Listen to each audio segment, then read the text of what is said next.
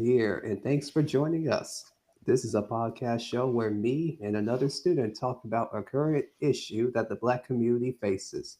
I am here with Layla Washington, and let's have a fruitful episode. Let's kick this off with the foundation of it all, the Constitution. It's supposed to be the document that defines freedom, justice, and equality in America, right? But for folks, Black folks, but for Black folks, it's always been complicated. Because when this document was written in 1787, we weren't even considered human beings, just property. Exactly. The founding fathers put those poetic words like life, liberty, and the pursuit of happiness on a piece of paper, but they didn't mean anything for us. They were literally drafting ideals of freedom while holding chains in their hands.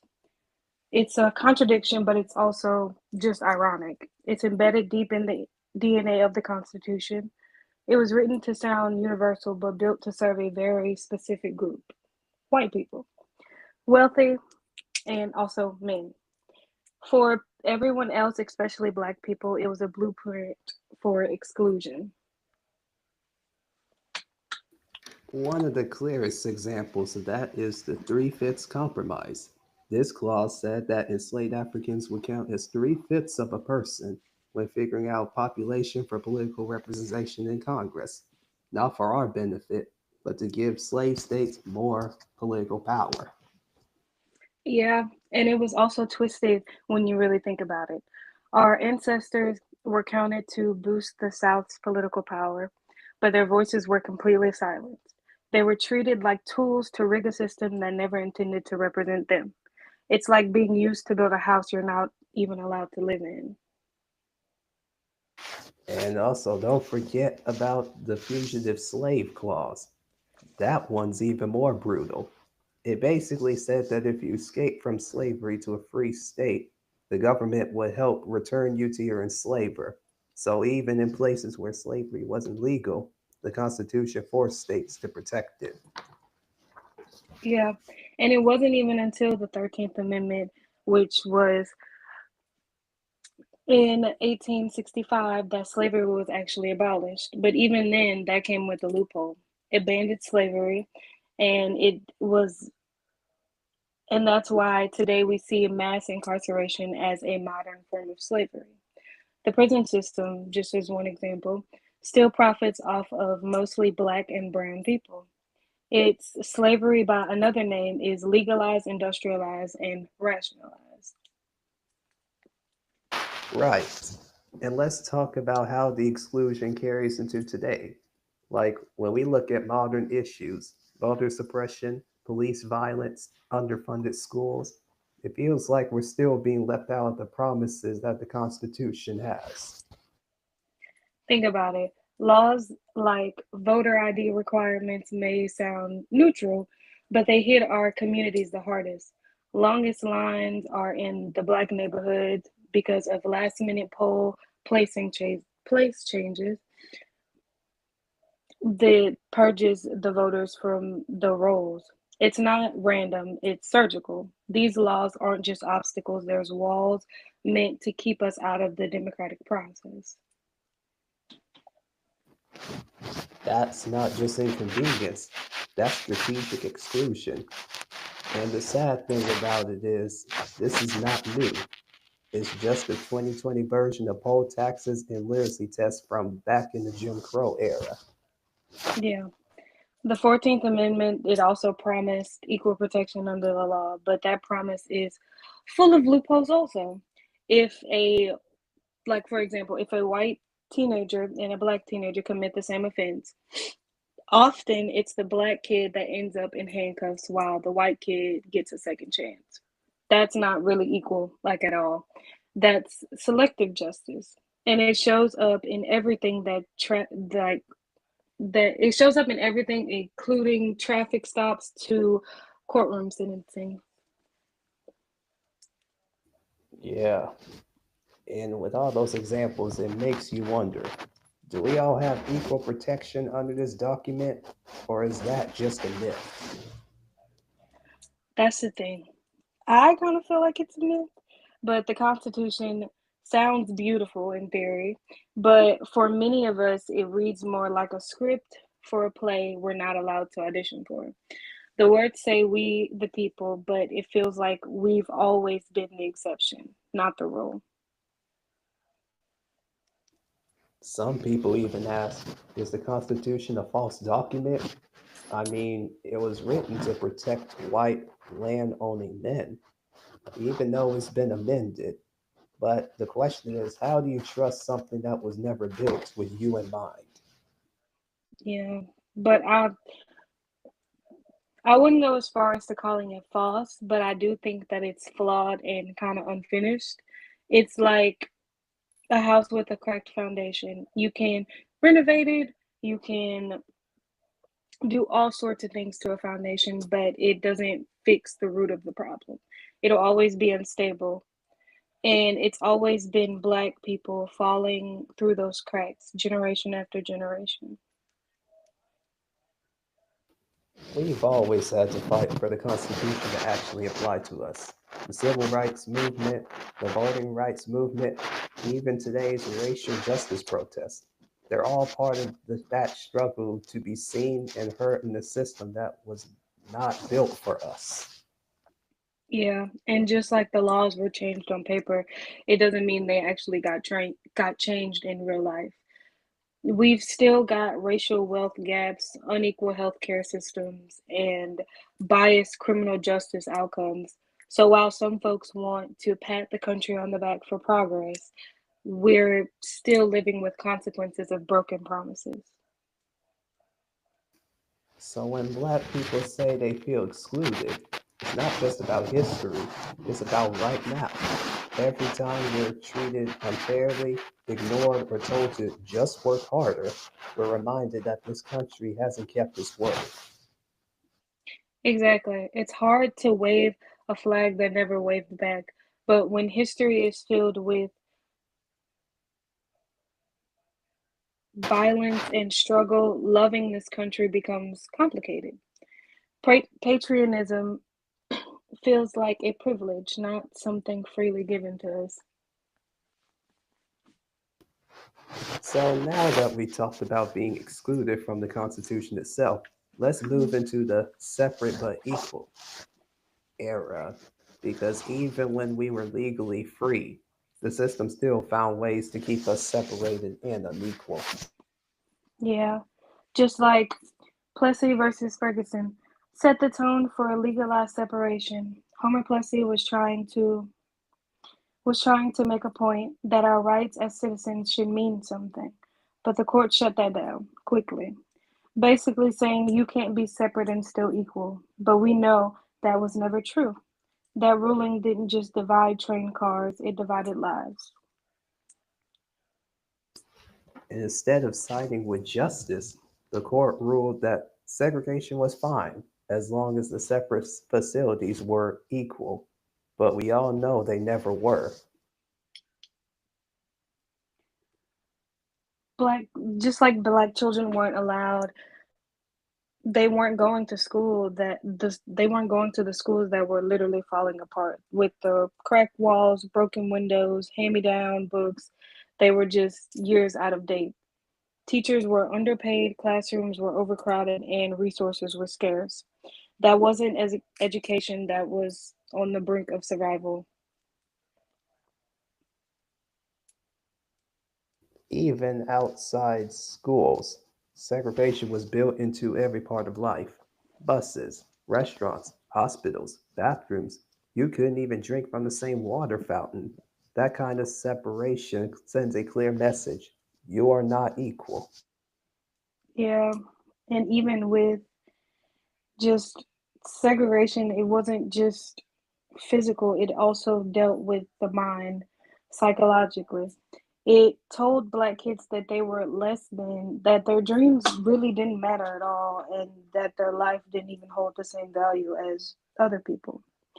That kind of damage doesn't just go away overnight or disappear after a month. It's generation through generation. So it's like it's ancestral.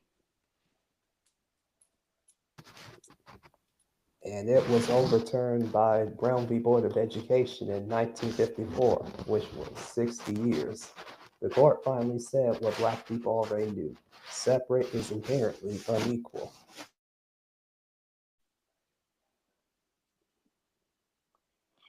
And what people forget is how fierce the resistance to integration was. The fact that kids needed armed guards just to enter a school building should say a lot. Just like Ruby Bridges with just everything that she went through, getting spit on and everything, just because she was in the same school as a white kid. This wasn't just about race, it was about power and a refusal to share it. And here's the part that people don't always get: segregation didn't end, it just evolved. Today, our schools are still racially divided, not by law, but by zip codes, property taxes, and decades of redlining. Right. Today, school segregation hides behind things like zoning and neighborhood schools, but those neighborhoods were shaped by policies like redlining, where black families were boxed into certain areas and denied loans.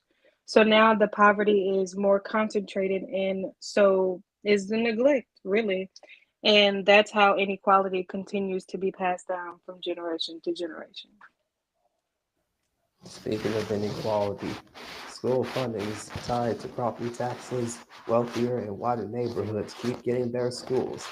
Meanwhile, students in black communities are stuck with outdated tech, fewer teachers, and crumbling buildings. Yeah, and it's not fair at all. It's systematic, really. It's not that black students aren't really working hard. It's that the system is just rigged to give them less funding, less support, fewer pathways to success, really. And so when I think of all this, it really makes me wonder: if the Constitution is supposed to give us equal protection and opportunity, why does the system still treat our communities as less? Because I mean, I don't think the system really believes in us, but justice is just on paper. It's it's sometimes I don't feel like it's real life because I don't think everybody gets the justice that they deserve. But that also takes commitment. It takes acknowledging the truth, investing into our futures, and dismantling the very system that keeps repeating history. Well said. So now let's get into the pattern we keep seeing: the white backlash. Every time black people make a little progress, there's this wave of pushback. It's kind of like the system says, hold up, that's a bit too much freedom. Yeah, it's kind of like clockwork, honestly. The black progress sparks fear in the status quo. So after slavery ended, we dared to build communities, schools, churches, and like political movements. And in return, we got mobs, lynching, and laws designed to pull us back down. Reconstruction was our glimpse of hope, and they slammed the door shut with Jim Crow. And these methods that were proposed by the white backlash were not subtle. Black men were getting elected to Congress in the 1870s. We were building schools and towns. Then, boom, KKK violence, black codes, and poll taxes. It was all about keeping black folks in our place. Exactly. And then the civil rights victories came in the 60s. And what did we get? A shift in tactics. No more signs that said white only, but suddenly we were the super predators, the targets of stop and frisk, and the face of the not so called drug epidemic. They replaced shackles with prison bars. Then, fast forward to the 1960s. All right, okay, no, I'm not supposed to say that. Let's see. Yeah. They criminalize black communities. Even though white folks use drugs too, we were the ones getting locked up in massive numbers. That's not a coincidence. That's policy being used as a weapon. Mhm. And the minute they elected Obama, our first black president, some people lost their minds. Well, majority of the people lost their minds. They said we'd arrived, but what they really meant was that's enough. That's when we saw their masks come off, white supremacist rallies, backlash against diversity, and open hostility towards anything that looked like equity. Here's another one: Black Lives Matter, a movement just asking for justice and accountability. This movement was met with anger, denial, and anti protest laws. Like, why is asking not to be killed seen as controversial? No, literally. Black Lives Matter was just a call for basic human rights. It's just asking them to not kill us. And it was treated like a threat. Like asking to live was just too much. That kind of reaction says more about the system than it does about us. And what's wild is they're not just pushing back, they're trying to erase the truth. If you don't teach racism, if you don't talk about it, they'll think it'll just disappear. But the problem with that logic is that we live with it every day. Yep, the system just keeps repeating. It's like every step forward comes with a backlash so fierce it feels like a storm, and we just keep standing. We keep marching because we're resilient and because we know what's at stake. We're not just fighting for justice, we're fighting for memory, legacy, history, dignity. And it leads to an important question on how we fight back. Well, first, we have to understand that this is a long game. We're not just reacting, we're building. That means organizing, voting, educating, and showing up even when it seems hard and impossible.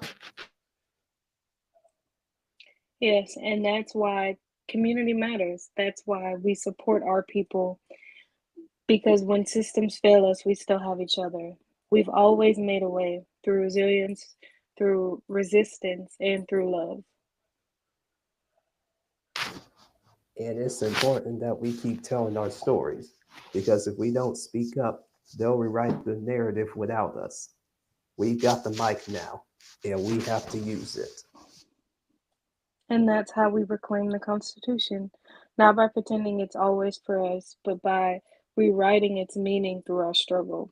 We've turned a document of exclusion into a demand for inclusion, and we're not done. We're still writing the next chapter. Yep, not by a long shot. Alright, and here's the wrap up. That will do for the show. Thank you so much for watching. I am Jabari Johnson with Layla Washington, and have a fantastic day. Bye.